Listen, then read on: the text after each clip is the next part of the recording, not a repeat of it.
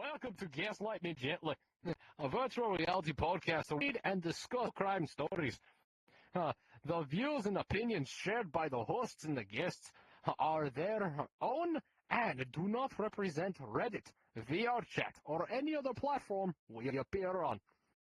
All posts are for entertainment and commentary purposes only. This show may contain strong language, questionable opinions, and moments of uncomfortable laughter. If at any moment you feel personally attacked by our takes, remember, we're a video or stream. You can just turn us off.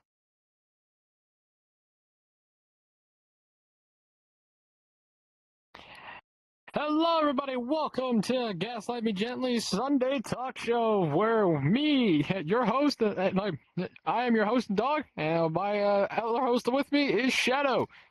Hello. And then, of course, our wonderful tech support, Alexia, who's currently behind the camera right now. If she wants to come forward, she can as well. There she is. Thank you all for tuning in today, especially for our little sideshow. We're not doing Reddit on Sundays. Sundays are a little sideshow. Last week was deeper meanings and deeper thoughts with the effects of social media, especially on your mental health. I believe it was, if I'm remembering correctly. Yes, I have been correct. Yeah. It was all the social norms and stuff that have come out now with all the cancel culture and all the bullshit social media brought with it. I remember now. But and now on today's episode, we will be talking about lore versus gameplay. So basically on how sometimes a video game can be really good gameplay aspect wise, but the story just kind of seems out of place or just kind of in the way of that. Or that the story is absolutely thrilling, it gets you hooked in, it keeps you where you want it, but then the gameplay is where you get lost because the gameplay is absolutely garbage for the story that has been set in stone. So that is today's topic for for us to talk about and go about. So strap in for this wild fucking ride. We already have a comment. Let's see this. We do not smell. Don't say that. No, you stinky. You stinky. Not we stinky. You stinky. Alrighty, on our first little bit is the hook when the lore bites back. So basically when it's I gotta read this a little bit more because I'm like fuck. First point is something that kind of sparked this debate and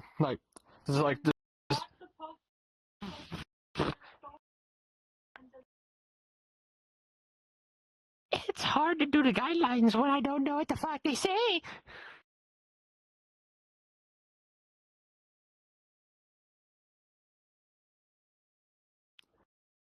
Alright. I'm just gonna start talking just differences in the games. So I'm gonna bring up one of the games that has really good gameplay, but has a story that's just kind of there. And that game currently, with my knowledge, is Doom: The Dark Ages, and most of the Doom franchise. The gameplay for Doom is really fun. Honestly, going through these different arenas, learning your different weapons and how to actually properly take care of these hordes of demons. To properly do it, and it gets to it so fluid, it's actually enjoyable because you want to be able to see what you can do and how you can do it better. But then the story just feels kind of segmented in. It was thought about around it a bit, but not fully. Especially with Doom: The Dark Ages. A lot of community people have even said that the gameplay for Dark Ages is really good. But the story is just kind of meh. And I would kind of have to agree a little bit because of the fact that the actual gameplay of Dark Ages is really fun with all the different mechanics, but the story is where it loses me a bit. Because The villain doesn't seem that intimidating. Some of the characters seem a little lackluster, and like it's just kind of there, to be honest. Which is where it kind of throws it off a bit from it being like a really, really good game. Fair. I will wholeheartedly admit I haven't really played the Doom games or anything like that. But some games that I've played with that I will admit, at least to me, and had a fantastic storyline. Fantastic storyline. Some of the gameplay a little lackluster, but then again, it was on older consoles, and it was some of the, not all, some of the Assassin's Creed series games and stuff. That is honestly fair. For me specifically, it would have to be 2 Brotherhood and Revelations, and it's mainly because that those 3 games followed the same character throughout every game as he got older, as he traveled the world for his what he was doing and stuff like that. But at the same time, it's like, other than the story that's there and like what he's doing, why he's doing it, and everything that he's going through, every single mission, every single quest or anything like that was literally just go here, kill this, go there, grab that, go here, look at this, go here, kill this. Like it was the same 2-3 quests, just rinsed and repeated over and over and over, and that was all the gameplay was. So it seemed like they just made the 2 or 3 missions and copy and pasted it and just changed the names around as you did it. They changed the names around, they changed the locations around to just be different locations, but it was quite literally just like, go here and fight this, and it's, oh look, it's a group of 5 guys. Okay, 3 missions later, go here and fight this. It's the same 6 guys, they just moved. Okay, and yeah. Fair enough. And apparently, I saw a comment. Apparently, I look like a Power Ranger. Fair. Fair. All I get now with that, just seeing the fact that I look like a Power Ranger. It's morphin' time. All right, sorry. Oh, I love that. I love that. But yeah, definitely Assassin's Creed. Some of the Assassin's Creed games, I will say, like, stories are really good. Gameplay was pretty decent for the game. But I want to talk about like a little bit bigger like a little bit more known franchise, especially for the entire community. Halo. Fair. Halo, the entire franchise has been, I will definitely say, up and down depending on the game. Some of the games, yes, gameplay's fucking phenomenal, and the story's also good. But then there's other games where the story's absolutely, like, why? And I'm gonna bring up one of the most recent installments to the Halo franchise, Halo Infinite. Gameplay, wonderful gameplay out of Infinite, but the story, oh god. It was alright, but it also wasn't the greatest, especially for it being like a continuation of their main story. Like, I felt like it could have been done. Yeah, I feel like it could have been done better, or kept it within the lines of what Halo was supposed to be. To be honest, because it's like Halo was supposed to be this massive like war. Like I understand, like, as the time went through, we made allies, we made friends, and like it started ending the war, but then they started just tossing stuff, and it just felt really nuanced and a little out of place. When like a little bit out of place, yeah, a little forced, instead of like making a coherent timeline. But Infinite was just kind of, Infinite didn't have a great launch or release date when it came out, especially for its storylines, like just in general, which did not help the fact that the story was what dragged that game down even more. Because the fact that people were playing Halo not just for the gameplay, but also because of the story. Because the original story for Halo was very compelling. It made you want to keep going. It made you want to keep learning. But then, as time went by, it just seemed to just lose you. Yeah. So that's where it's like Infinite just felt super out of place. I will say I'd heard a lot of different things about it back whenever it first released. I kind of started to tune it out and everything to a degree, but it's just like I can definitely say a lot of what I heard was people being like, "Why are we doing this? Why are we why are we going here to fight this? We had that resolved, or why are we Exactly. why are we starting up with this faction again when we're like 2 games ago we were allies with them and you guys have given no plot points as to why the alliance would have been broken for any reason or what happened there. You just kind of said, hey, you guys usually fight these enemies and those enemies and these factions, so here, fight them some more. They attacked you again. And instead of going with the lore, going with the books, going with what's available, essentially, they started making Halo kind of the same way that they've been making COD since fucking Black Ops, which is just same game, reskinned, new name, new number, and that's it. It's I don't even know how to describe it. It's just when you start you making. kind of described it pretty well. Like it's just gone downhill, and it's just reskins, which does not help a franchise who has especially when the franchise is so large. When the franchise is that big, like it's just gonna kill it. Yeah, it's like I understand there's only so much that you can they say. Okay, Jesus, okay. Alright, he's back. As they say, there's only like so much you can do, so much you can come up with your imagination, so many different concepts before things start kind of overlapping and stuff like that.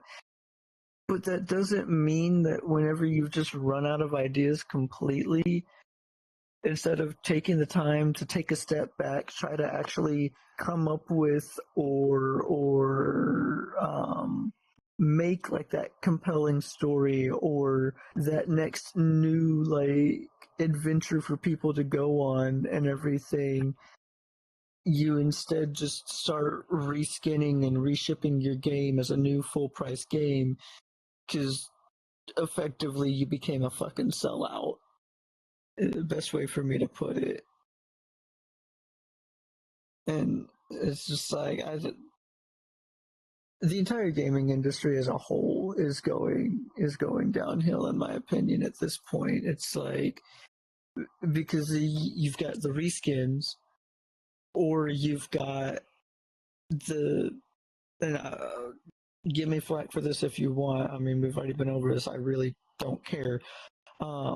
You've got the woke people, or you've got the whole wokeness having to be like injected into it now. So instead of it being, I don't think this has happened, but like we'll continue with Halo right now. Instead of it being like lore accurate for the Spartans and shit like that and everything, now you're dropping in with a rainbow visor and a fucking unicorn horn and with a fucking basically Call of Duty skins in the multiplayer.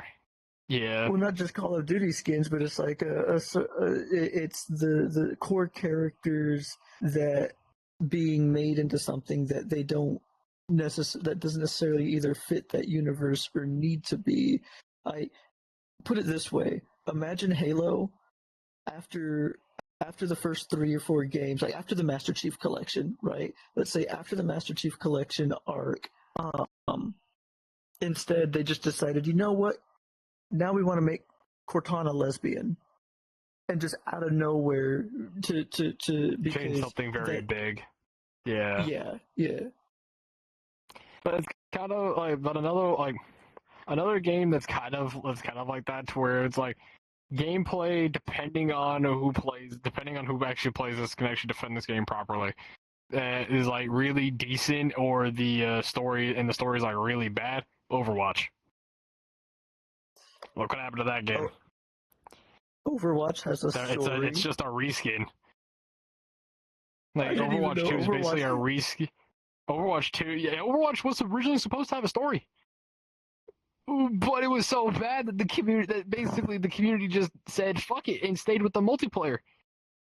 It was supposed to actually have a story. Sounds like Fortnite because again. It was so botched by Blizzard that they got rid of it. And the characters have lore to them. Every single one of them. The characters had certain lore because they have the different voice lines with each other, like voice line interactions with each other. Full on lore that was supposed to tie into the story that Overwatch was supposed to have, but it was so bad that Blizzard basically cut it completely, which then botched the game. Because a lot of people were like really actually hoping for an actual story mode, but that never came. I don't blame. Oh yeah, Overwatch 2 is just a reskin of the first game, just with new people. Overwatch 2 is just Overwatch 1, with A, new people, and B, certain abilities that got tweaked to do something different than what they did before. But quite literally, you can't even download Overwatch 1 anymore anywhere because Overwatch 1 just boots into Overwatch 2. They literally just changed the number and added new characters. They cut out the entire server for it.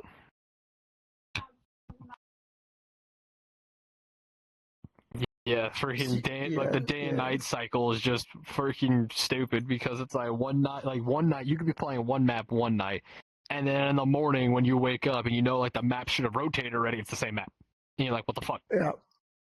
Or it could be like a map that you played at night, like a night match 3 days ago, that you know is a night map. Out of nowhere, you're playing at midday, and you're like, what?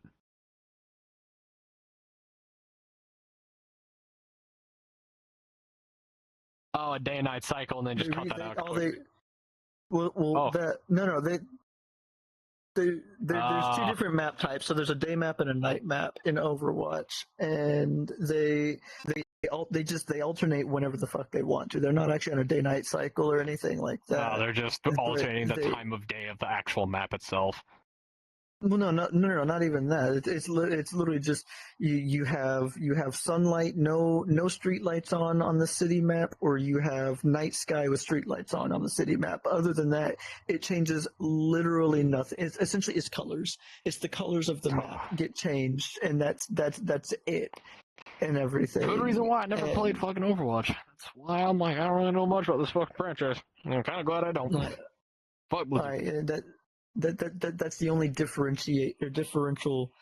They have like I want to say what, like 5-6 maps total, something like that. That they rotate through per game. I mean, you can get the same map 3 times in a row. But it's like other than the 6 or 7 set different maps, the only difference in them is just lights on, lights off. The lights off doesn't create extra shadows or anything. Like lights off doesn't make a better hiding spot in a corner somewhere because it's now darker and so you can't see them as well. Like, because there's no shadows, there's no anything else like that in the game from the characters. As far as I remember, it's Like I said, Overwatch 1. Overwatch 2, you won't convince me that Overwatch 2 isn't just Overwatch 1 new skin flavors and new people. I'm gonna say like they didn't even make new servers. Like it's probably still the old original. Overwatch 1 servers just with shit updated to whatever they've pushed out now. I mean, shit, I won't lie. I played it a couple months ago just to look at some stuff. I had a buddy that was asking me about maybe playing and stuff. And they've even now got a game mode in there where you play through, and I'm granted, I will say it's to me it sounds a little interesting, but it's as you play through, you'll get points or money or stuff like that from the game, and then whenever you die, you can buy basically upgrades to different skills and stuff that your character ships with and everything. You ever played the game Paladins before Nope. on Steam? Never touched Paladins. Same concept, but it's got the actual go ahead. I'm guessing it's got the actual like change and like difference between like for people that actually make it seem a little bit to make it better instead of it just being like kind of the same thing. It's basically just free Overwatch. That's in even all worse. honesty, yeah, it's basically just free Overwatch, but it had the card system is what I'm going to call it, where it's like you can buy only a certain amount of only a certain amount of cards, and there's different like categories for stuff. So it's like you had your health, you had your movement, you had your damage, and then you had your anti-heal stuff, and then you had your just like straight up damage cards and stuff that you could buy from. And basically when Overwatch started declining because of Marvel Rivals, they started kind of throwing this extra stuff in there, like, oh, well, Paladins has this system in it that people like. Let's throw that in for the game modes, and then let's bring back loot boxes and all of this other stuff without actually adding any kind of meaningful reason for people to come back to the game to play, other than the ones that were already playing it to begin with. Oh god, but yeah, and to kind of talk about another game, another game that has somewhat better lore in it than actual gameplay, especially if it's just like lore for like the characters and like the universe that they're in. Apex. The lore for the characters in Apex Legends are actually better than Apex Legends the game itself. Like all the characters in Apex were actually, because it's part of the Titanfall universe. And as a lot of people know, Titanfall is a fucking great ass universe that EA killed.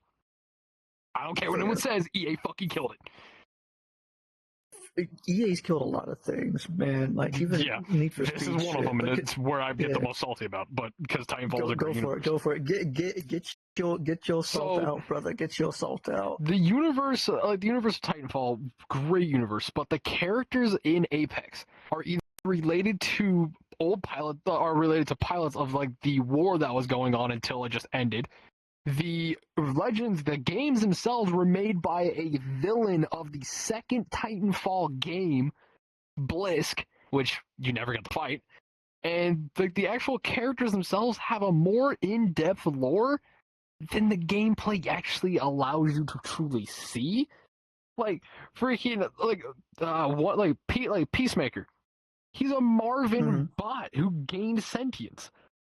He was just a little Marvin helper bot, and then he gained proper sentience. And then he was a sweeper bot. Yeah, he was just a little sweeper bot basically. And then the Octane, he was running the pilot gauntlet, but he found the way to make it through the fastest time using the grenade tech, which was basically pre-arming grenades and throwing them to give yourself extra boost, which you could do in Titanfall 2. So everything that was happening in their universe has already happened, or they're related to people. But the fact that they made it a battle royale game instead of a story-based driven game is what killed it. It's so fucking bad there, dude. Killed it. So much of the community was expecting that. Yeah, the characters have great story behind them. Like, you read the lore books on the characters, they actually are really well thought out, really well done. But the fact that it's a battle royale is what kills it. Like, fully kills it. Because Apex comes from technically Cuban Blisk's group before he made the games. Apex Predators, which is a title you can get in Apex Legends. But Apex Predators were Cuban Blisk's personally chosen by people to fight alongside him during the war as mercenaries. They weren't supposed to, it wasn't supposed to be a title rank in a game, in a tournament. It was supposed to be something earned. Which is where the game plays, where it's like, you have all these different people who have different relations, all are from different like different families, have really great lore, that are now just dropped in an arena and just told to kill each other. No, 100%. Nothing. Like I know it's where it could have been better if it was a story-driven game, but they made it a battle royale and it fucking botched it. I know a lot of people were looking forward to it being, or were hoping that it was going to be a story game. Yeah, a third, like a continuation of the story and everything afterwards. Also, bless you. Because heresy. Fair. But like, and I'm gonna put this out there right now. So I'm gonna tell everybody what Alexia just said. So Alexia just said her very first episode, like her very first YouTube video, was Apex Legends. That is why you probably just heard me go heresy, because I'm sorry, I hate Apex because it killed Titanfall, and I'm pissed. Although I will say, I will say, no matter what anybody says, Mirage was my boy from the very fucking beginning, even when everybody was clowning on his ass. Like, I tried to tell people back in the day just how good his ass was going to be, and then years later, they're like, you know what, he actually pretty good, type shit. But, yeah, no, I completely agree. Yeah, it's just like, especially because, like, the fact that the weapons, like, were a lot more balanced, especially in Titanfall itself, than they were in Apex. Because in Apex, like, you're like, oh, I have to get this one specific gun with this specific loadout. Titanfall was like, fuck, I got a gun, I got a primary, secondary, and a grenade. Fuck it, we run it. True. Like, if it was if it was a pilot versus pilot match, you legit were like, fuck, I'm out of ammo on this one. Oh, looks like I just got that guy down. Let me go pick up his gun real quick. That was how the game was, and it was fun because there was no broken loadouts. There, like, a lot of people say there were. There kind of was or kind of wasn't. It was like very small differences, very small. Did not matter. But like, you still felt like if you lost because you weren't good enough, and like that was it. Like, it was an actual skill-based thing, not a loadout-based thing. That's where, my love. No. I will die on my hill if Titanfall was better than Apex any day of the week. The one thing that drew me into Apex, to be honest with you, was the fact that originally it was supposed to have the Titanfall feature, the actual Titans in it as well, where you could have your Titans come in and stuff like that. They cut it. And then they changed. And the biggest argument I shit you not, the biggest argument I always heard about it, or like the biggest Legends defense for an argument. Well, no, the biggest defense argument for Legends was the fact that Titanfall 1, the original game for the series, didn't have a story mode or anything like that. It was just PvP and everything, and so they were just keeping with it. Was, I agree, but I mean, it's like it doesn't matter if the first game didn't have a story mode. The first game was an introduction to the series. The second game started to give you a story and give you a baseline for a universe and all of that you didn't finish out. Mind you, by the end of that campaign, it left it off in a cliffhanger to be continued. Cooper's helmet and everything. Saying BT's alive. That made me so mad because I love BT. And then we get Hit nothing Legends. afterwards. We get Apex, which was originally going to be a battle. It was going to be a battle royale, but it was also going to have kind of like Fortnite, a story mode in it as well for you to play and stuff like that. Then And they you were cut it. supposed to have Titans that you could call in the fucking battle royale as well. Kind of like if you in fucking Warzone, if you got your loadout crate and everything, you could call it assume get Titan. your fucking Titan and shit and everything. And it's just like the thought of like you and a team are running around looting up shit and everything, in all honesty, and then coming up against another Titan or somebody in a Titan and all of that, and either calling your Titans in on them or fucking coming to, like working together as all 4 or 5 of the guys that you were with to take down said Titan was fucking amazing to us. And then they just But then butchered they it cut the the same way Titans that out completely. They butchered it fully. Yeah, they and did the that's same where thing that's Fortnite did. why I'm like it hurt to see like a Yep. universe that barely even got started get cut Yep. down because of a corporation not wanting it to be what the community wanted, which sucks because because the characters have great lore, very good lore, but just the fact that the gameplay that they were given is what killed the franchise, and it makes me so upset. So that's just one game. There are many more. Oh, Fallout. Fallout, depending on the Fallout game and story, I know this will get a little controversial. A lot of people will say that some games are good, some games are bad, no matter what. Fallout 4 and Fallout 76. Gameplay's alright. Gameplay's not bad for those Fallout games. Not at all. Gameplay's actually pretty decent, but the storyline? I don't know. You're gonna hate me. Like they're not all there. Fallout New Vegas had great gameplay and a compelling story, kind of. But it's also Fallout because Fallout is also a very vague kind of game. Like you're playing as like either a random vault dweller or you're playing as like a freaking courier. Like you don't get to really know much about yourself, but the story at least is there to help you learn that. But 4 was kind of there. Well, no. What do you have to say, Shadow? You're gonna hate me. Why? I've never played any of the Fallout games. I know about them. I know the universe. I have some of them. I have New Vegas. I have tried Fallout 4. I have multiple of them because my buddy shared some of his with me on Steam way back whenever I was in high school. I just never downloaded them and played them and everything. So it's like I think I have New Vegas. I have some of the other ones and stuff like that. I have the big multiplayer one. One of my buddies has been trying to get me to play that with him off and on. Might be 76. 76. 76 was the biggest multiplayer one out there. It's the only multiplayer 76. one actually. All Fallout are single player games. I've known that. I've never played any of them.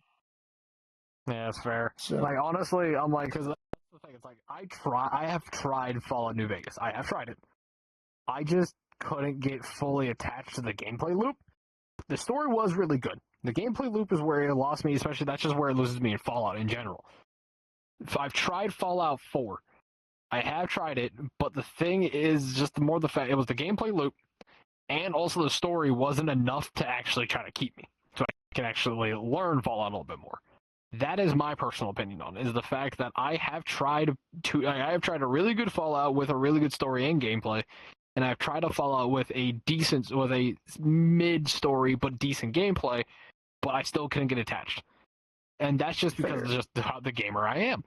But I still have at least given him a chance, and I have at least thought about the story. Like, I have at least looked into the story of Fallout, and Fallout does have, like, depending on the games, does have a really good story due to the fact of the events and the aspects that you can do within the games that can actually help change the game and change the outcome of certain events in the game. That is actually a really nice opinion. That is something really nice to think about because of the fact it's like you, the player, have an effect on the world and the story within your own gameplay. and you That's can not help just sway certain things in certain ways. So like New Vegas, at the end, it's like you get to decide what faction controls like the water supply to Las Vegas. At the end, you get to decide who you're the person who basically decides who you want to back at the fight for Hoover Dam. nice. And you get 3 factions to choose from, and you get to choose which faction you actually technically 4. You get 4 factions to choose from, and then you basically get to decide who gets it. So, like, and that's kind of how in most Fallout games is like you, the player, can help sway things in certain ways while also going on your main quest. So you can have a little bit of power, but depending on how you do it, it feels a little nuanced. Yeah, the Nuka-Cola expansion for Fallout 4, it's just kind of dropped in out of nowhere. It's just, here you go. And that's it. Like, you don't get any explanation on it. It's just there. Like, sure, you get a pretty cool Nuka-Cola fucking power armor. Yeah. But otherwise, it's kind of like, what? I mean, something that I just thought of, because I do know that it has like the different stat system and stuff like that in it.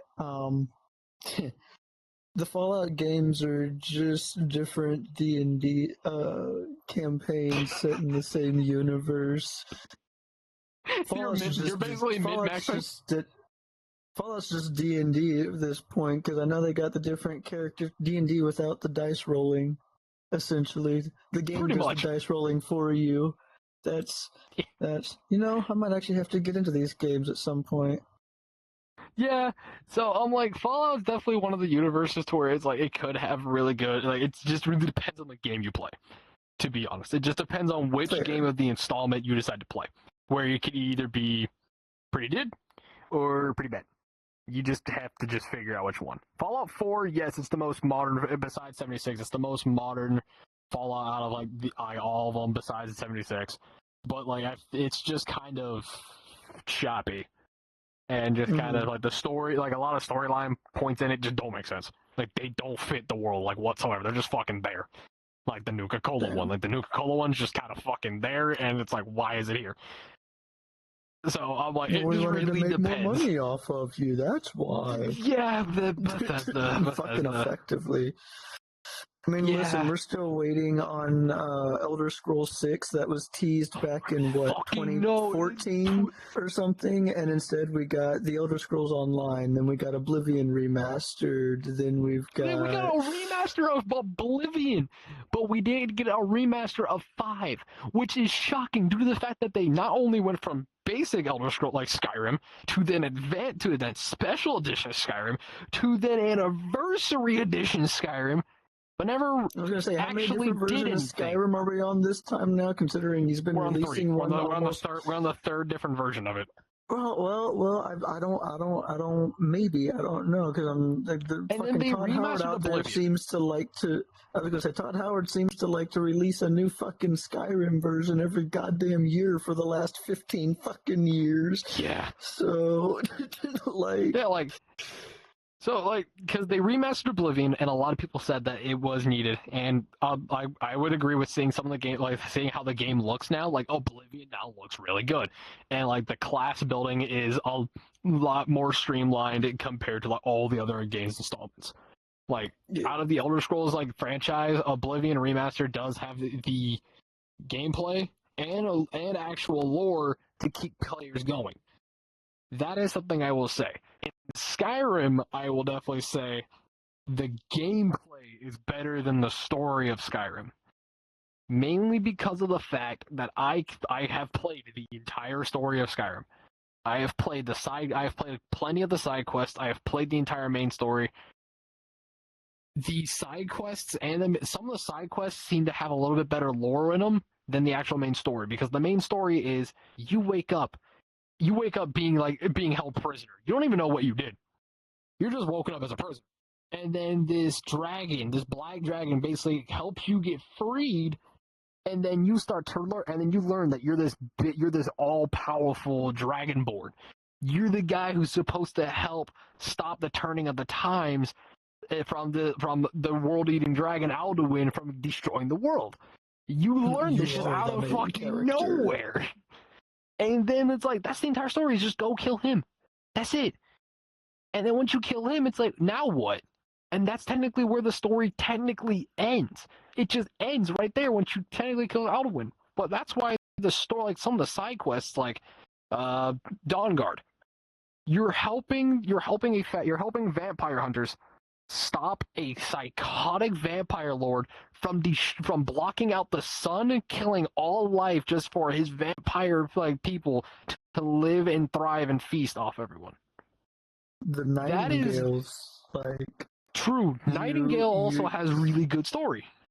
You're essentially going through rigorous processing and stuff like that for joining this secret fucking spec ops organization, secret ghost organization within the world of Skyrim, that they're not necessarily malicious per se, because I know you got to technically go through both the Thieves Guild and the fucking Dark Brotherhood. So you got to do thieves and assassins.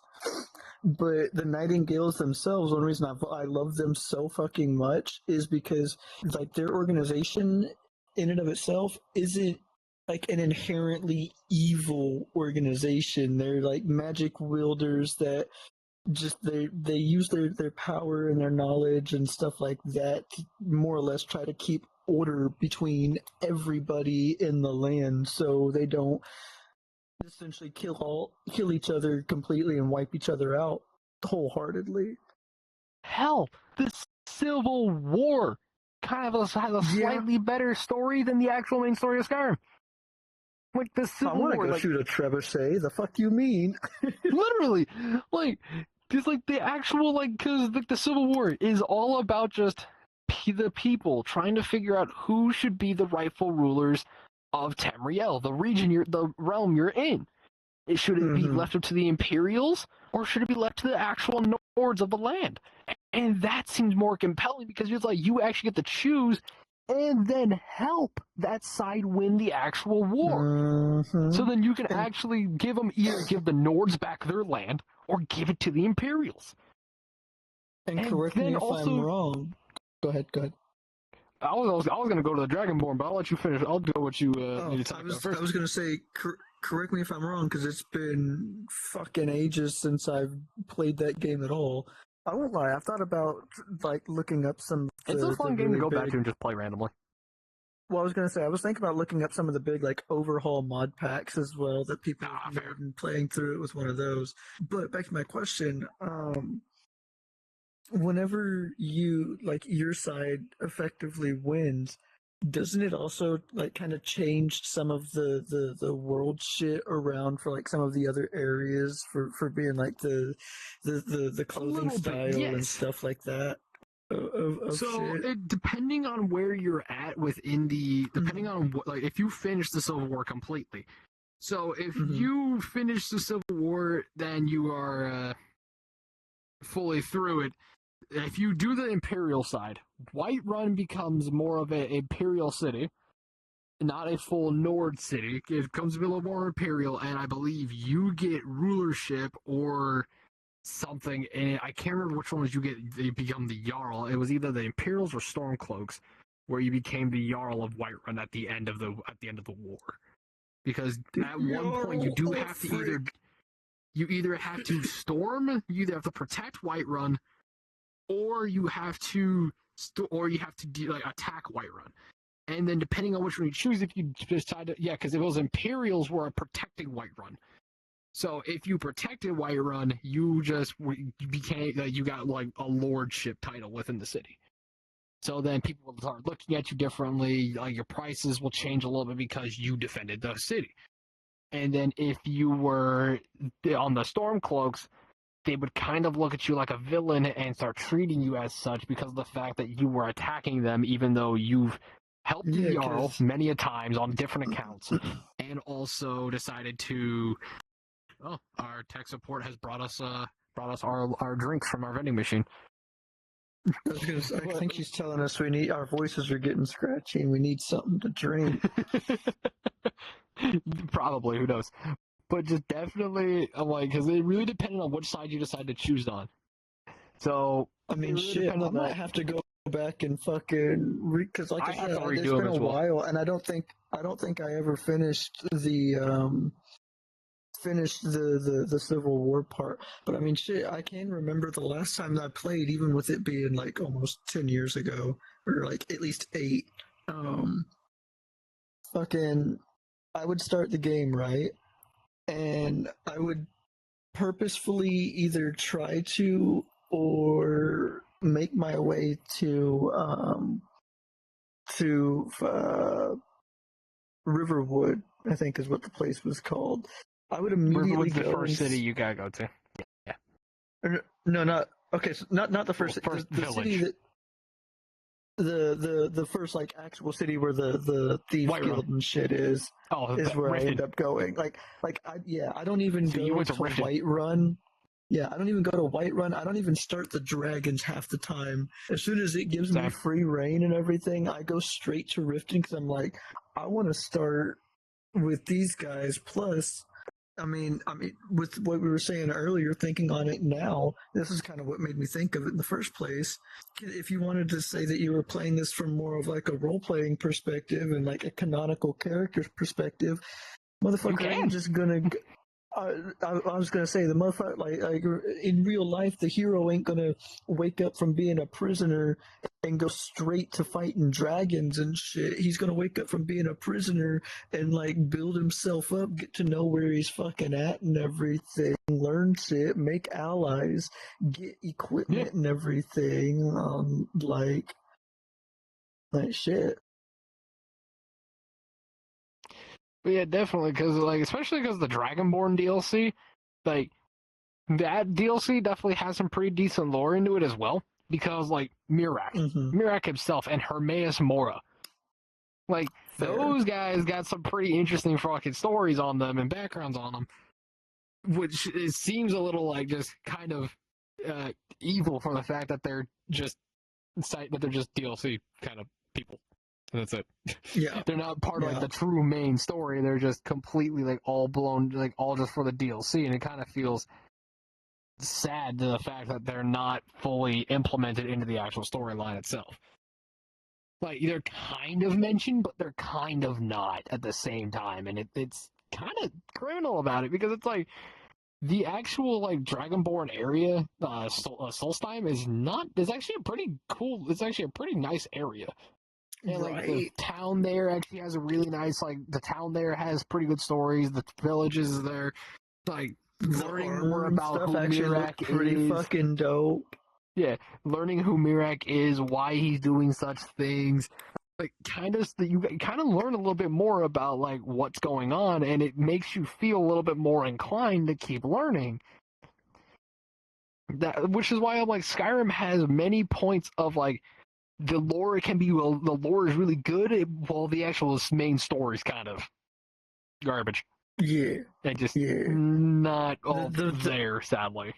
the main initial campaign is Kill Alduin. kind of booty cheeks and everything, and Get the game stronger really to kill doesn't open Alduin. up to That's you. it.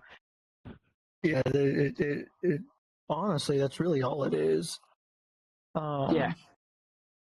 And I then the mean, DLCs shit. were a lot more thought out of on how they want to portray like an actual like villain, and like how to portray like a proper end to said story.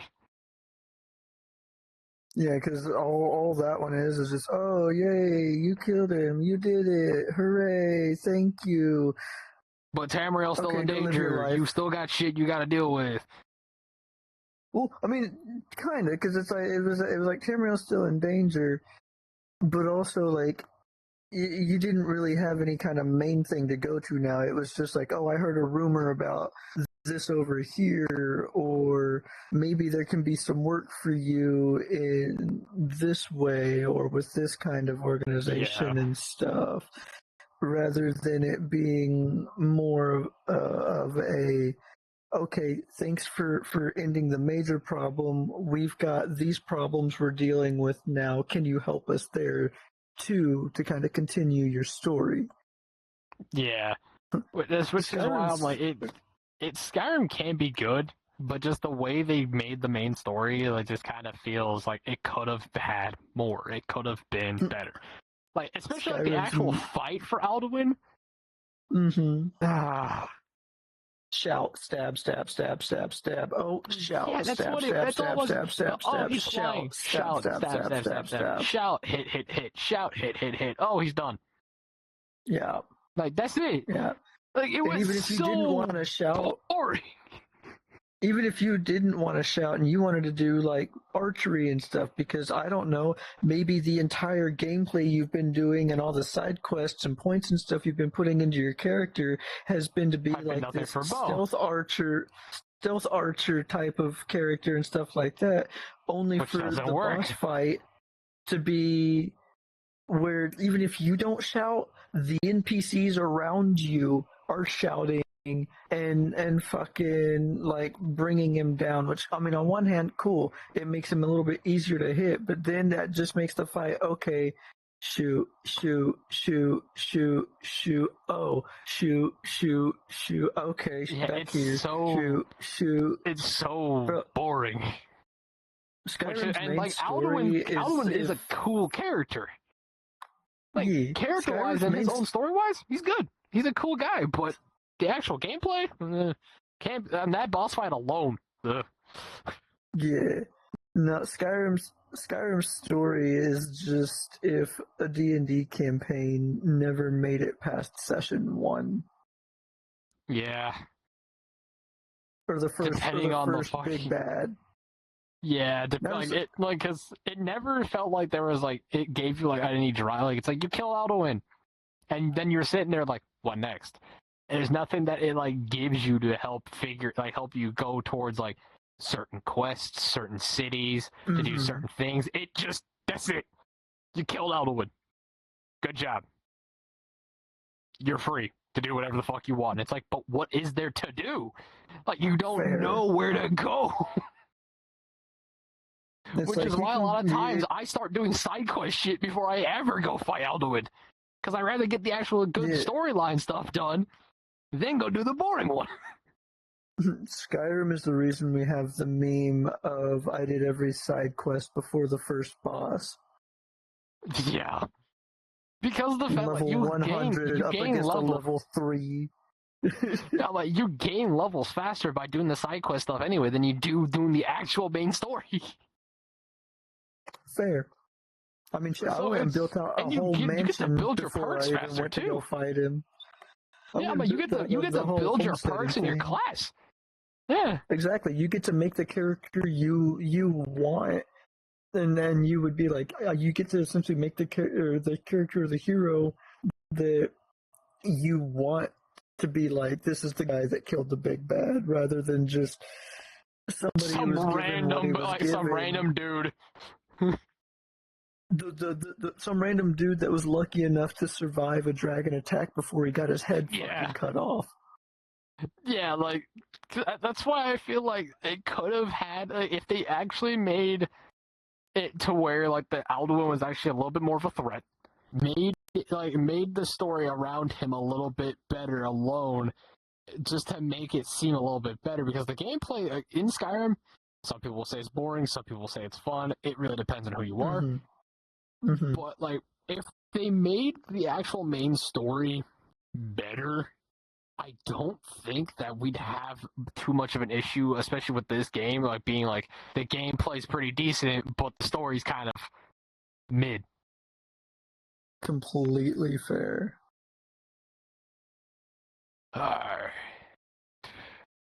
Yeah, now I know something else. We gotta figure it. Like, so games that seem like they were more. So what is a game that you would think would seem a little bit more that the developer wanted to make, but the community didn't want it to be that way, like the experience the community got from it? So something a little more like developer like intended to be the game, but then the community is like, this is not what we were hoping for.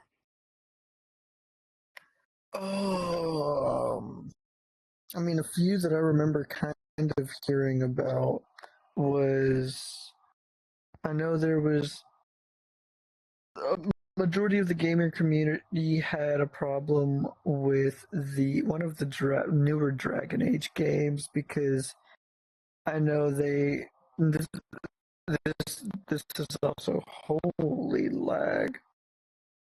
We're good. Is he back? You back? Oh. Give him a second, folks. He's currently dead.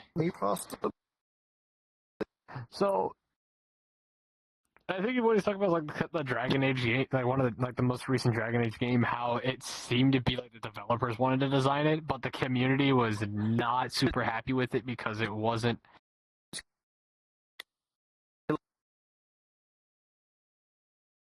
Oh. Oh.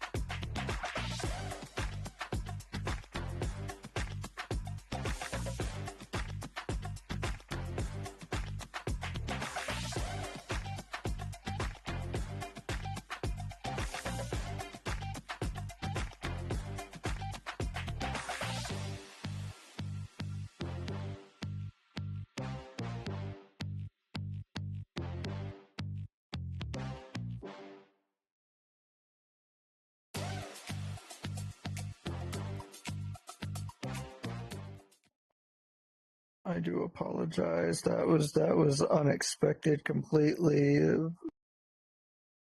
Oh no, it's fine. Welcome back, everybody. We are back from our little technical difficulty.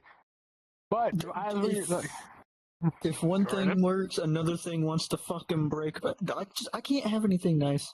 That's just I'm not Yeah. allowed to have anything nice. It happens. But back on our little subject we were having was like a kind of how the developer intends it to be compared to how the players feel about it and have an experience with it. Games that kind of have that. You were talking about Dragon Age, I believe. Yeah. So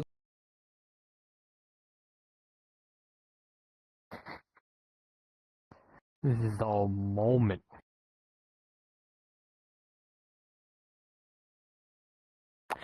The moment he comes back, that's just bad luck right there. Oh.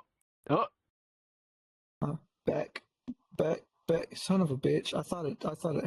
I'm going to shoot something. I swear. In game. In game Twitch, in game. You know, like with the funny pew pews, not real ones. Yes. Laser blasters. Exactly, laser tag. But no, so there was a Dragon Age game that had come out that, and I've only ever played one before, but it was apparently a fucking, what's it called? I mean, it's a fantasy world, obviously, and stuff. And Wait, like, wasn't it Dragon Age Dogma 2? I think so. It was one of the newer ones. The entire like player cast was a bunch of, and don't get me wrong, we have no hate towards the community, but you're not gonna make a fantasy world have a bunch of LGBT community members as the main characters of, like, don't get me wrong, you want to make the characters gay, you want to make the characters lesbian, make them gay and lesbian. Gamers have no problem with that type of stuff. Just don't force it down our throats, because then you're going to have a problem. Then you're going to have people not play your game, which is why it tanked as badly as it did. It's the same with any game. It's the same like with the statement I did earlier. Go woke, go broke. If you follow what essentially the entitled Karens and the kids who peaked in high school with their social skills and everything, if you're gonna follow their kind of etiquette and shit like that, then it's like nobody's gonna want to play your fucking game because it's gonna be shit. That's the one thing that we hate the most is. Yep, we lost it again. I think it's like what he was talking about was like the things we hate the most is when like you decide to make it for us, and then force it down the gamer's actual, like, force it at the gamer no matter what, constantly, basically just like enforcing it, like forcing it to us. We really lost them. Forcing it to us instead of letting us actually decide that. Or be like, I don't mind that at all because it's something in the background and not super like forced upon.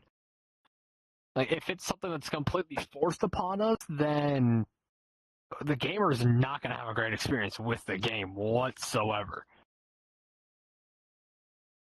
I will try to up, and our co-host has returned as well.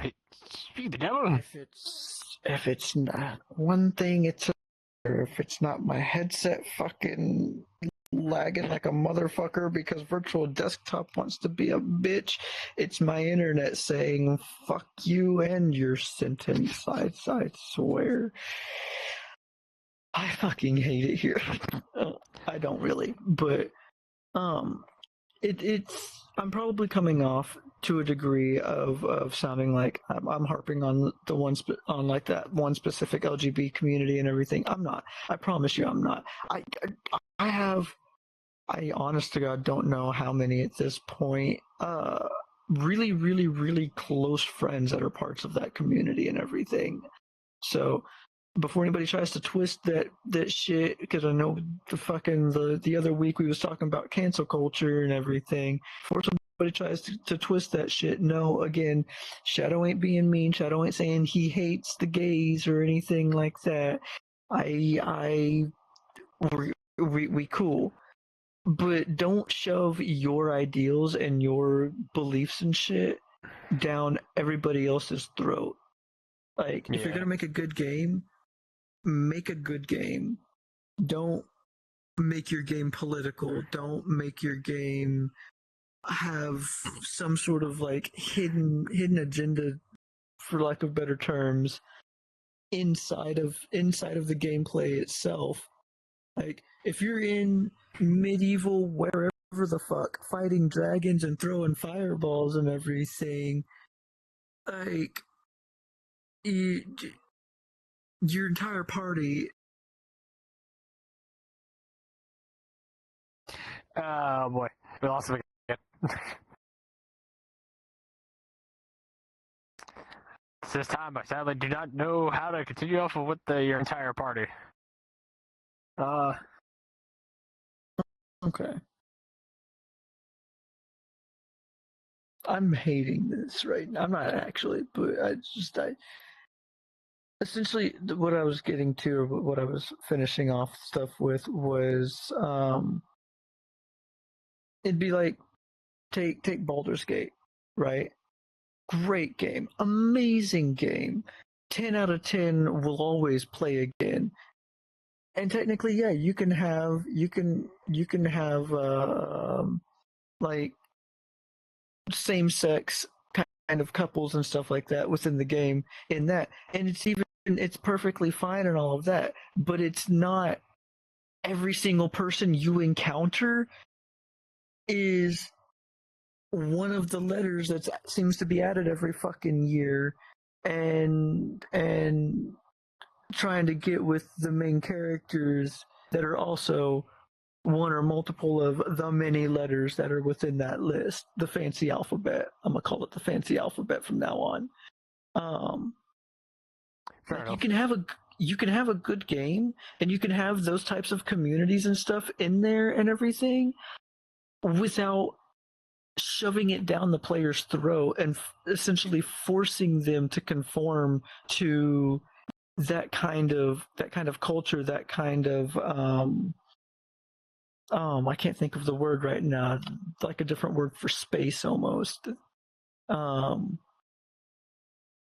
Fuck. Help me out. Another word for space. Campaign. That yeah. Like, you can have a campaign and shit of that has all of that in it without forcing it. True. I feel like I've repeated myself like 6 times there, and neither one of y'all stopped me. How dare you? Nope.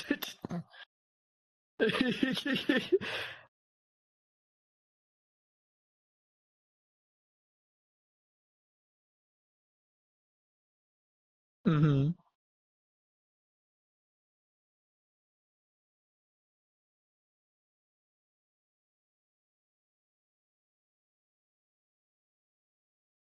Listen, I'll completely and wholeheartedly call myself out and everything. Like, I like lesbians, bro.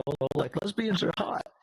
But, like, I don't want every single character, NPC or playable in my fantasy game to be a lesbian trying to get snooky with everybody else.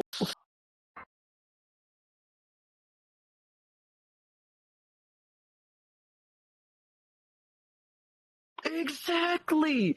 I don't know if you guys can hear her or not, but she's essentially saying They cannot. Okay. She's essentially saying that, like, she's into the homies being the homies touching tips a little bit and everything, but she don't need some game or something where every single corner, every single couple is two dudes making out with each other and everything. Like it's okay for it's okay for like the LGBTQ community to be in certain games if like it fits the world and it fits the gameplay. But make it something to where it's more of a background thing, like, oh, I didn't know these two characters were, or oh, I didn't know this. Like, make it Or something make to where it it's more like accurate. nothing. Yeah, or make it slightly a little more towards the actual lore and the story of the game. Don't make it the main thing of the game because that is where gamers who don't really care, but they came for the game because the original game was really good. They came for the game to actually play it, but then you're ruining their experience by developing this into it and making it such a forced thing. Another game that I will definitely say that seemed to have like that has a little bit of that like just like developer intent and the gamer versus gamer experience is I want to bring up the launch of No Man's Sky. Like the actual launch of the No Man's Sky originally. How the developers intended to be this great, amazing space game that it is now, currently. But at launch, they said what they wanted to do, but then when the players got it, when it actually came out, it was nothing like they wanted, to the point to where the community was so mad, so upset about it, that they voiced their opinion about it. The developers shut the game down for 2 years to fix it, and then relaunched it to what it was supposed to be from the start. Mm-hmm. That shows that developers were willingly intending on making the game the original, the way that they have it now from the beginning.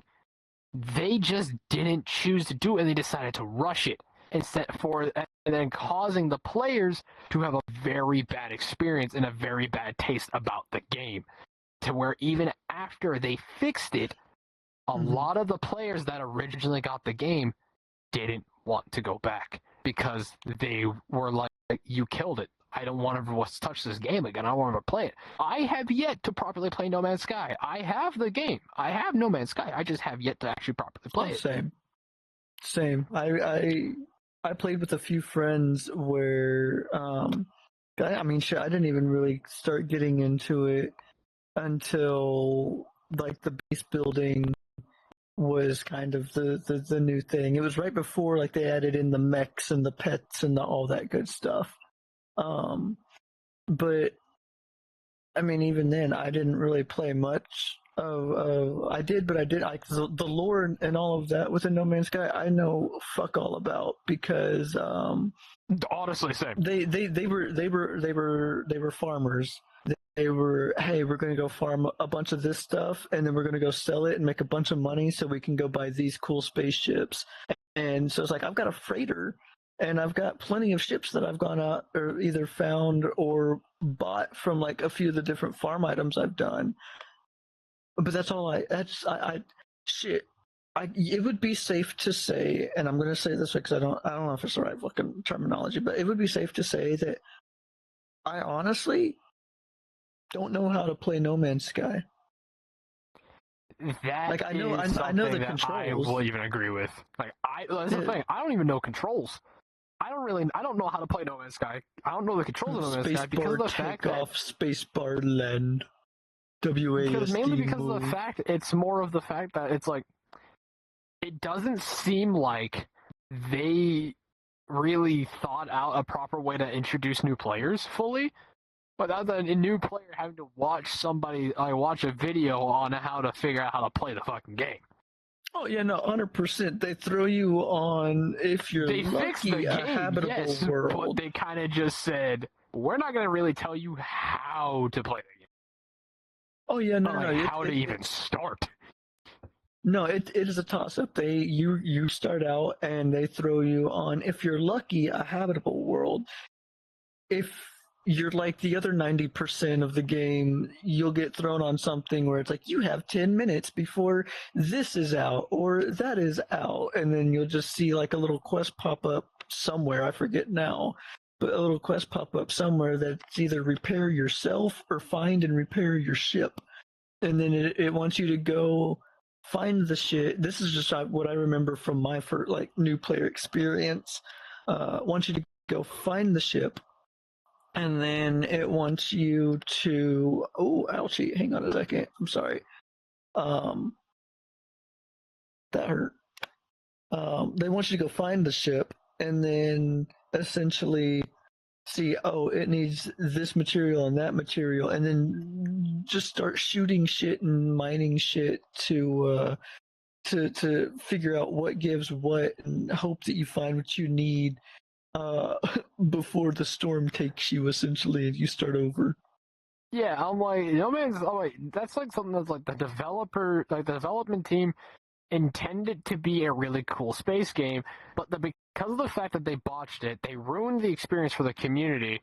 And then after they fixed it, they still never made a proper way to help newer players actually learn the fucking game. Like, they left that entire feature out, and it seems like I don't know if they have added it in. If they have actually properly added it in, I'll have to re-download it and recheck it out because it's been so long. Because like I said, I barely even touched the game. But mainly because of the fact there was no way of telling what the fuck to do. So now it's just like, if they have added it in, good on the developers. They're actually learning. But otherwise, it's like, it was just one of the games where it's like the developers intended to be something big, something amazing, and then botched it at launch day and completely destroyed the community's take on it, which is sad. So definitely that is something that it's like, it could have been better at the beginning, but it just wasn't.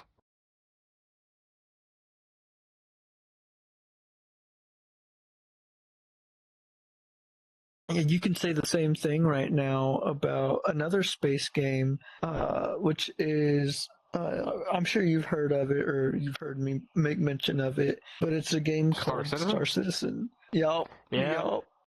Yup. I mean, I've been a backer or a player or whatever the fuck you want to call us at this point of that game for years now, and I've only spent roughly a little over $500 on it in all of that time. Jesus. So quite a bit, but yeah. Listen, some of them ships are expensive, bro. That's the if you've ever seen the videos of the quote unquote leaked echelon packs and stuff that are like $30,000 game packages, and those exist. Those are I've met people in the game back whenever I was playing that were whales and that had bought some of those packs previously. Cool fucking ships, don't get me wrong. Just not worth the money. Yeah, and it's like I would wholeheartedly tell somebody, especially if whenever it has free weekends and stuff, or if they have the extra money to spare and are fine with essentially losing that money if they don't like the game, to buy just the base package, the cheapest package you can get and everything, because anything that is actually available to play and fly in game that you can buy off the website is available to buy and play and fly in game itself in some way in a free capacity. And so it's like you don't have to buy the super uber expensive shit that just basically gives you a permanent version of that vehicle on your account, rather than you having to spend money to get it like insured and or go and buy a new one if they all get destroyed and shit and stuff like that. Fair enough. Like, That does seem kind of scummy. That definitely seems a little bit more like the developers intended it to be a cash grab kind of game instead of a like a microtransaction game, instead of a game designed around the community and the players to actually enjoy. If certain ships like cost actual like real life money, it seems like the development team, like developers, intended it to be a microtransaction based game instead of it just being just a normal, it's just a, like pay to play a cool space game. And you can get all the ships in game easily, or just with a little bit of grind, or like the systems of how to properly get cash faster. But some games that are like that, like they're not fun for the player experience, especially for the community to actually properly enjoy. If it's designed to be a game about microtransactions, if it's a game designed to be around microtransactions, a lot of times it's really, really hard for a player community to stick with it. Yeah, I will say Star Citizen itself, it's not necessarily designed just around microtransactions because, like I said, Seems 90, like it. so 90% of, like I said, 90% of what's on the web that you can buy on the website, you can get the exact same thing in game. And really, the only reason you would want to buy, like back in the day, whenever I played it a lot more heavily, a big reason why a lot of people would spend fucking tens of thousands of dollars buying like all of the different ships and stuff like that cost a couple $100 and a couple hundred of like IRL dollars to actually buy was because any next like big update or like major update to the game, it would be kind of like Tarkov type stuff. It would wipe everything that you had. So any reputation you had built up, anything you'd bought from but that doesn't happen anymore because after the 1.0 release, or 1.0 beta drop or whatever the fuck you want to call it, they stopped they stopped wiping after each update and everything. Everything is actually persistent now. So it's like shit that I bought in game fucking 3 years ago and haven't touched my account since and everything. As long as I don't hit the reset on the website, which you can do as well, it'll still be on my account and everything. Like to this day, I could download and log in right now and have the same shit that I bought in game for free and stuff like that. And so, but I can definitely say there's also nowadays it's more I would say kind of like a pay to win almost to a degree. And it's like not even pay to win actually. It's more what's the word, like pay to fast track, pay to this is gonna sound really wrong, but pay to pleasure. Essentially, it's I don't want to put in the time and effort and work for this. Let me give you $400 so I can just go out and fly it and do shit with it already and stuff. And it's like a pay to skip the grind, which I honestly, with where the game's at right now, I'm okay with single ship packages costing $200, $300, $400 and shit like that on the website, or even higher, because in my opinion, it incentivizes people to actually play the fucking game the way that it's intended and put in that grind and stuff like that within the actual game world, instead of just opening their wallet to then have it. Because then you have nothing. I could be the only one that feels this way. I am fucking weird about this half the time, but it's like if I have nothing to actively work towards in a sandbox game, I get bored. I can't. I don't play it for more than like a couple of days. Like I need that constant. I'm grinding towards something, or I'm working towards progressing to a certain degree and being rewarded for the progress that I make, or I'm not gonna play it. That's fair. Like, I lose all interest in playing it. Go ahead. Yeah, sandbox games, like, definitely, that is something that they do sadly downfall from, is, like, if it's full sandbox, it's the, like, what to do kind of aspect. But that's just kind of how sandboxes are designed. They're meant for you to be able to do whatever you so choose. But if you yourself don't go into a sandbox game thinking about what you want to do and how you want to get there, you're not going to have a good time in the game. So that is something that's like, it's all on the player itself if like you don't think about something about how to 100%. properly enjoy a sandbox 100%. game. That's why I will say it's one of the reasons why I can't play and enjoy playing, especially alone, vanilla Minecraft. Like, at this point, I have to have at least certain mods in there, even if I know what I'm doing with them. It gives me that I can work towards building this factory type thing up, or I can work towards getting this thing online and stuff like that. But even then, in certain sandbox games, it's like sometimes they're just needed. I need that initial structure. I can make my own story and figure out how to do shit my own way, but I need that initial structure, that initial like instruction of, we recommend you start here and do all of this. I have a new chair I am now a part of. You have now been consumed by a couch. You were consumed by a couch for a second there, my friend. Oh, fair. Looks like a surprise guest host is here. Yeah.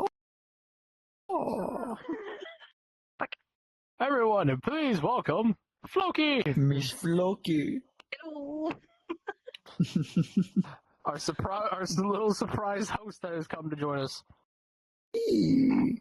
It took a while because I sprayed Windex in my eye, but for the rest. Oh my god! You okay? Are you okay? Like, goddamn! Okay, now that we've established that you're okay and everything, how in the fuck did you do that? I have like a teeny tiny bottle that I could put in my bag that has like Windex in it, so I could clean my glasses on the go. I took my glasses off to clean them, and I did not see which side I was spraying, so I sprayed it right into my eye instead of on my glasses. Okay. That is fair. That is okay, fair. If it's the little push down top bottle, then yeah, I can understand that because like sometimes those fuckers are a little confusing. That has like the teeny tiny I'm not gonna lie though. I was gonna have to have Alexia come slap you for me if you told me you tried to clean your glasses without taking them off and you missed the lens and like sprayed yourself in the eye. I could have done that by accident as well, but I didn't. I'm glad that you didn't. I will say this: you clean your glasses with Windex. You could just use a microfiber cloth. I know. It's mainly just dust. Like once in a while, I do need to clean them with a little bit of Windex stuff, and then like my like cloth thingy, because I do have it. But sometimes it just gets stuck in there, you know. And otherwise, you just wait. Okay, fair enough. Fair enough. Okay, that is completely fine. But right now, I was about to lead us off into our another little segment within our ever so wonderful story about lore versus gameplay. Cancel culture of video games. Oh. How cancel culture can destroy a game. Yeah. It can also be used for good. It can be used for good, but it can also be used for evil. It can be used for evil, but the reason I'm saying it can be used for good is, look at the community around Helldivers when PlayStation decided they wanted to implement you had to have PSN. You not only had the gamers mass review bomb this game into the absolute oblivion. You had platforms that were hosting this game. Yeah, you had Steam back up the community as well and be like, yeah, that's not cool. We'll give you a refund. We'll give you the money for your money back. No matter how many hours you have on it. You already put 250 hours in the game. Don't care. Look, Anyway, go to our tech support real quick. Get your But yeah, definitely like Helldivers wise, like they definitely that was definitely one time where cancel culture actually has become helpful for a gaming community. Just because of the fact that it made a corporate conglomerate realize that what the fuck they did was not okay, especially for gamers. Like, that was where it was helpful. But there are also times where games have been demolished because of cancel culture. Because something wasn't woke enough, something wasn't right about it, something wasn't this or that about it, and just it fully botched the game. Which has never been good, because there's been a lot of games. I'm just struggling to think of like one game that has been destroyed because of cancel culture. Fuck, there's a game that has been destroyed by cancel culture. I just can't think of which one it was. There have been a few, actually. There have been a few, but there's been like, it's just like there was one that I was trying to think about. Hold on, I have to actually kind of look this up. Give me a second. I know what you mean, though. I've fuck. There's been a couple that have been talked about, but I can't think, or they weren't necessarily completely canceled, but they, like, the entire story premise and everything within them was completely changed. Like, they took the entire story, uprooted everything, and changed it to something more woke or more politically correct and everything, to appease everybody. I know, like, in some games they have like split stuff apart because like the players did not like all the new shit getting added. So I know, like, for example, World of Warcraft, you also have World of Warcraft Classic now, and in RuneScape you have old school RuneScape and normal RuneScape. Like, that sort of shit has happened as well, which is quite nice actually, because then you are with a community that actually really loves the game, especially like in old school, for example. That's very true.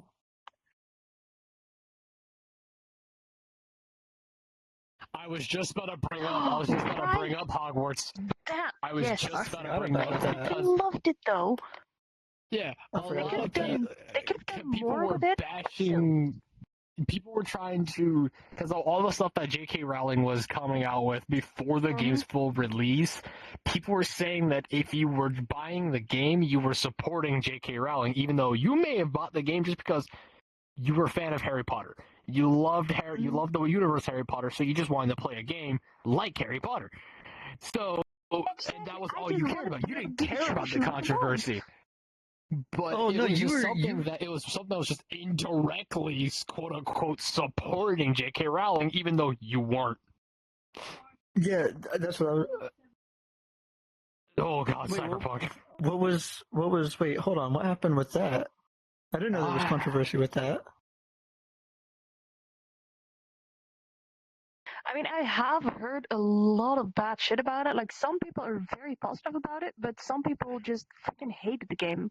Like, I've never played it myself, so I know why, but I know there was a lot of bugs at launch. Yeah, I was gonna say a lot for that one. It was a lot of bugs. With Hogwarts Legacy, though, it's like you quite literally, it wasn't just the game. You weren't allowed to like Harry Potter. But I fucking love Harry Potter. Like, I know everybody loves. Yeah. That's never gonna happen. GTA is never gonna get canceled. Yeah. Like I know the Karen Mom group we've brought up previously, the Collective Shout group, is, I'm pretty sure, actively trying to cancel GTA 6 and everything, and instead Rockstar's just like, no, we're gonna push it back a little bit instead. There's some other games coming out in this point. Why would people want to cancel the game? Like, if they don't like the game, just make it so your kids don't buy it until they're 18 or something. Exactly. That's the whole thing. It's a caring group that they don't want to parent their own child. They want the government, they want the world to have all of the rules that they want to give their children instilled everywhere, so they don't have to worry about instilling the rules in their own child. They can just say, see, everybody lives this way, little Timmy. I got another game that was Honestly, be easy, but basically. fuck no. I got another game that was almost destroyed by boycotting. Left 4 Dead 2. People were Really? upset. Yes, Left 4 Dead 2.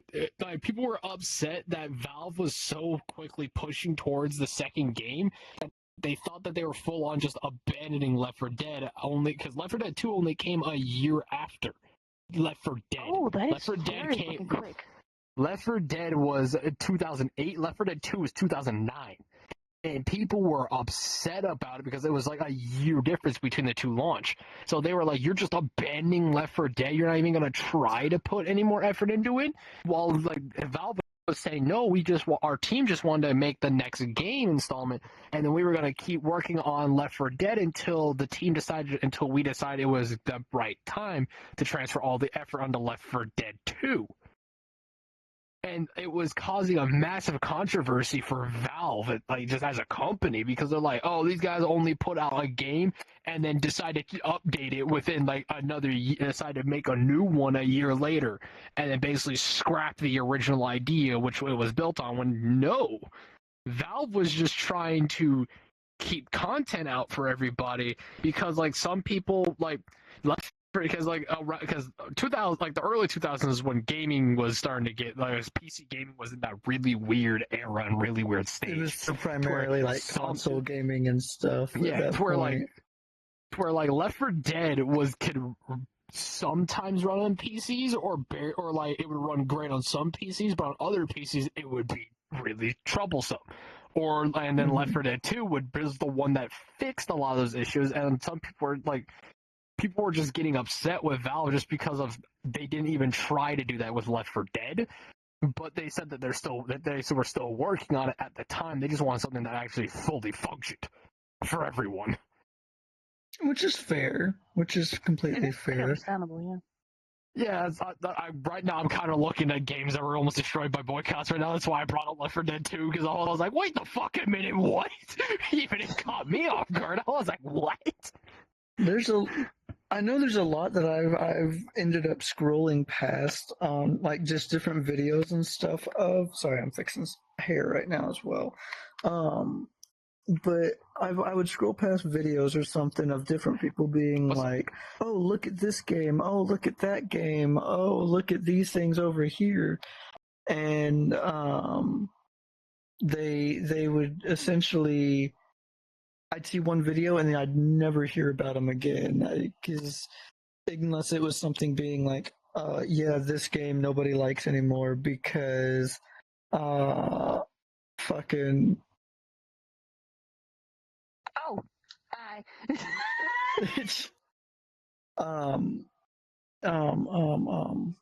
Fuck.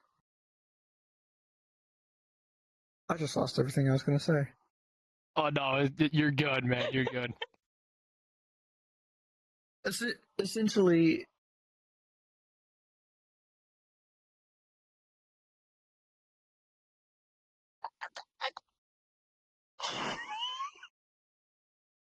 I was very intensely listening.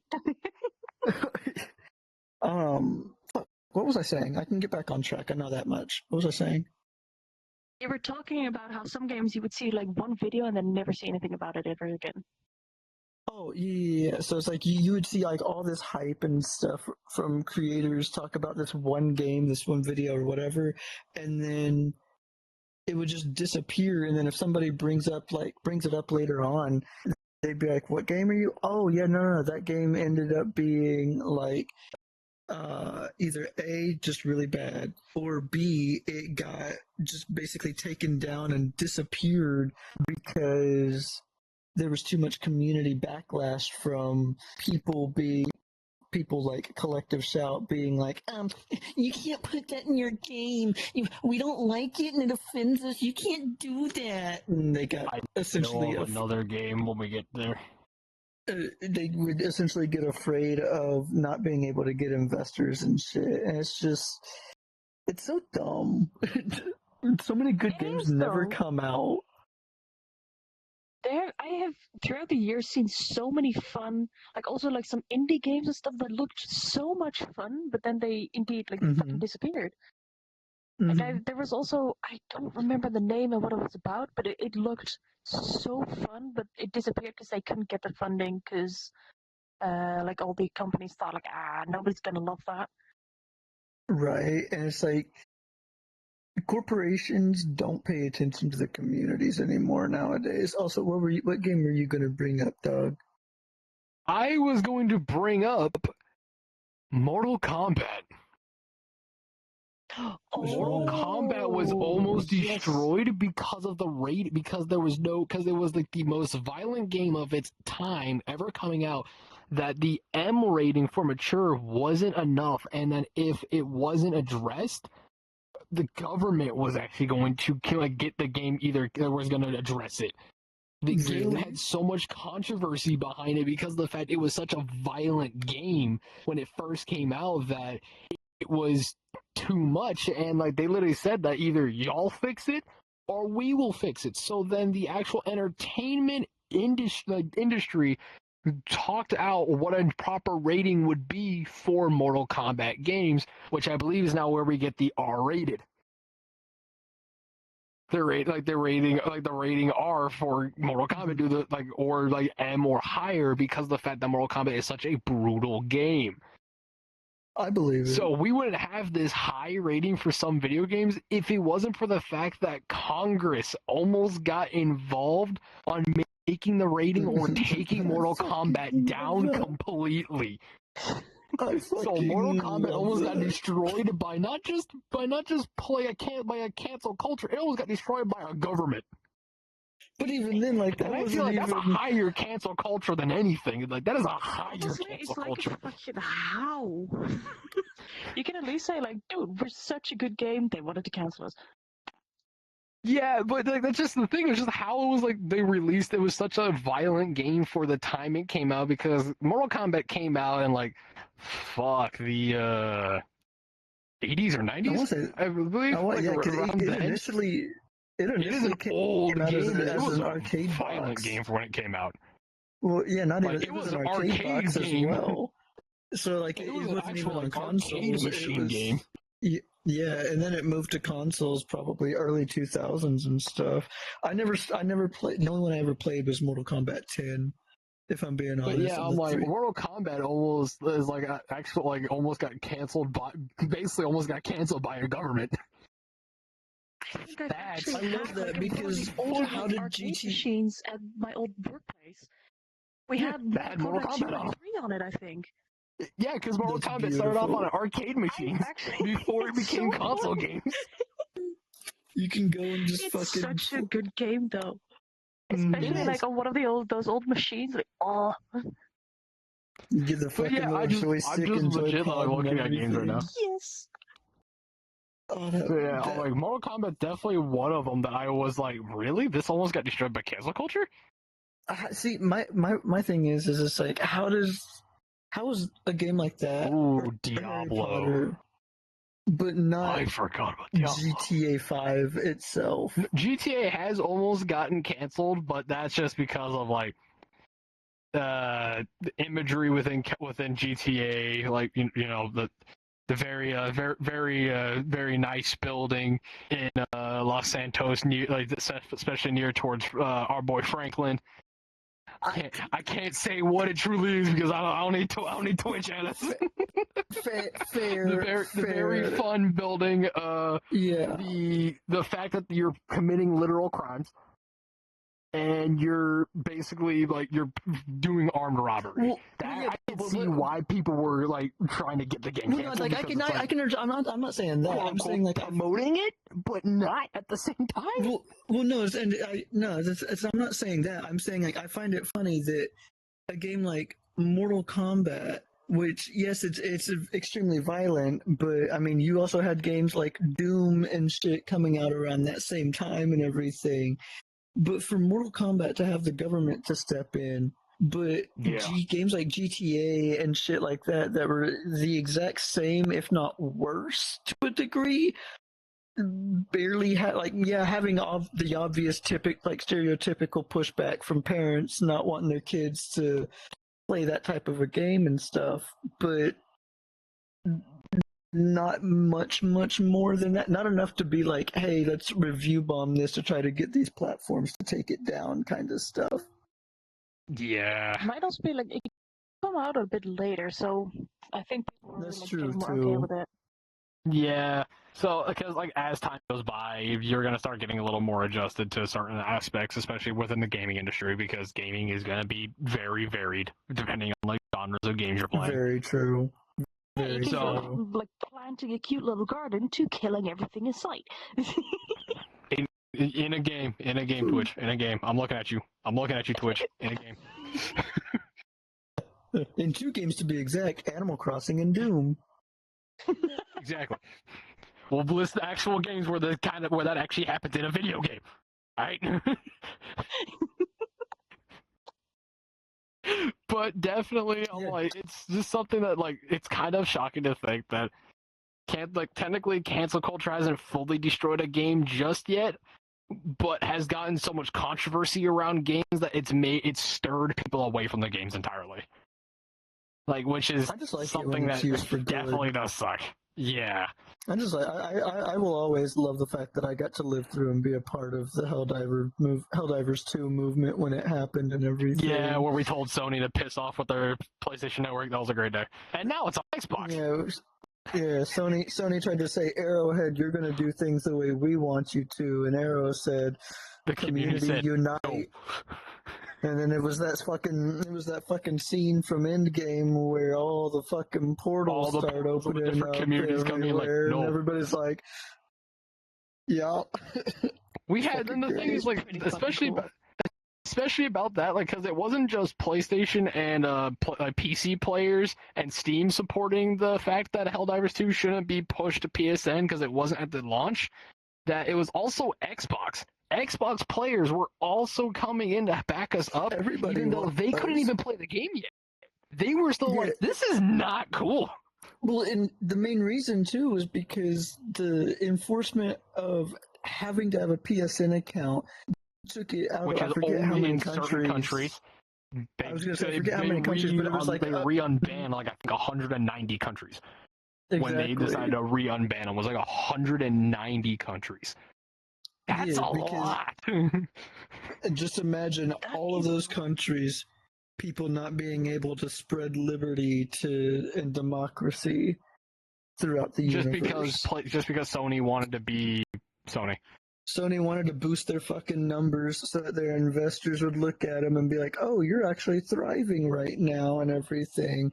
Yeah. And it was also after the game had already launched. The biggest thing, even then, to be completely fair with you, the biggest thing wasn't even the fact that a lot of countries wouldn't have gotten to play it because of their laws. Because if we're being completely honest, had Helldivers pushed or initially launched with needing to have that, there would have been some pushback, but people would have more than likely been like, you know what, I can play it. I don't really care that those people can't play it. We're doing fine. It was the fact that it was, I want to say, 2 months after it was 2 months after launch is when they decided to try to force it in, and that's when the community was like, why? Well, because all of those you people went 2 months without it, and you're seeing how well the game's doing. Why do now something you want that to hurts do it? The game? Yeah. Not only that, it's like all of those people that had already bought it that were in those countries would have immediately, because PSN even said, like, if you're in one of these countries, we're sorry, you don't have access anymore. And they were like. Yeah, so it's like, imagine you bought it, played it for 2 months, had hundreds of hours and shit like that. Had over 200 hours in the game, and then they just like, oh, sorry, you can't play anymore now because your country doesn't allow you to have this account or anything. Oh, you want to refund it on Steam? Oh, you have 250, 300 hours in it. We can't refund it. And so that's why Steam was even like, you know what? Steam was like, we'll give it back. Full refund. Yeah, we'll give you your money back. We don't care. That is a good option, at least. Otherwise, I paid money for it. Now it's gone. Yep. So definitely, like it had like there's been a lot of games that have gone through controversies that are still around to this day and have multiple different titles with them. That or like games that are currently like the most current game within the franchise that are still around or struggling a little bit by player base count, but otherwise they're still going.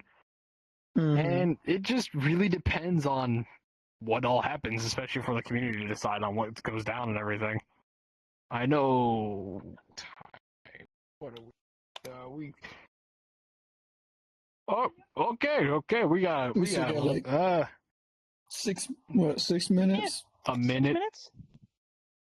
A minute till the outro, so it won't even matter. We can't talk about nothing else. Oh shit! Oh yeah, because the outro is the last 5 minutes. Damn.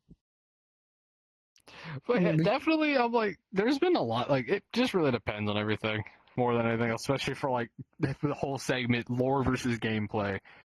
You'll have games with great lore, shitty gameplay. You'll have games with great gameplay, shitty lore. I mean, shit. Look at my recent hyperfixation Destiny, and listen, I thought about bringing it up at the beginning. I was doing everything I could not to as well. You said earlier, exactly. We both knew you didn't want us to just talk about Destiny the entire time, so we kept it out. But I'm bringing it now. And that game, great fucking lore to a degree, great fucking story. We used to have a great fucking story till they took half the shit. Make a fucking special so you two can talk about Destiny the entire fucking time. That's a whole nother time, but right now it's our outro time. So I will definitely like to say that thank you everybody for coming and watching. Thank you for coming to our like podcast and stream today. We really do appreciate y'all coming in, stopping by, listening to us rant about video games. We had one new follower. Thank you for following us. We do appreciate it. The more we get, the better we do. You can currently find us here on Twitch. You can find us on YouTube, Spotify, iTunes, iHeartRadio, freaking Castbox, Amazon Music, Better Podcast. Sadly, you will not be able to find us on iTunes. We're sorry, iOS users, because right now, because of the fact that it's we don't really want to we don't really want to build a freaking Apple account just for this. It seems a little much. We don't have the sorry, Apple at this current moment of time, we're just not going to iOS. Yeah. So yeah, it is what it is. It is what it is, but we do definitely appreciate y'all stopping by, coming to listen to us rant about video games for the rest of this time. We do appreciate Flookje for stopping by in. Flookje is our permanent Sunday host, so she'll be here basically every single Sunday as well. Kind of, when she can be, not every single Sunday. My bad. I should mostly be able to, but. Flookje will be here as much as they possibly can for our Sunday shows. We're not. Shadow, you're stuck here too. Shadow, you can't leave. Shadow, you're stuck here. Shadow, you know too much. I was about to say, you can't get rid of me that easily. I'm like a roach infestation, bitch. You think I'm gonna, and I come back 3 weeks later, the fuck? But yeah,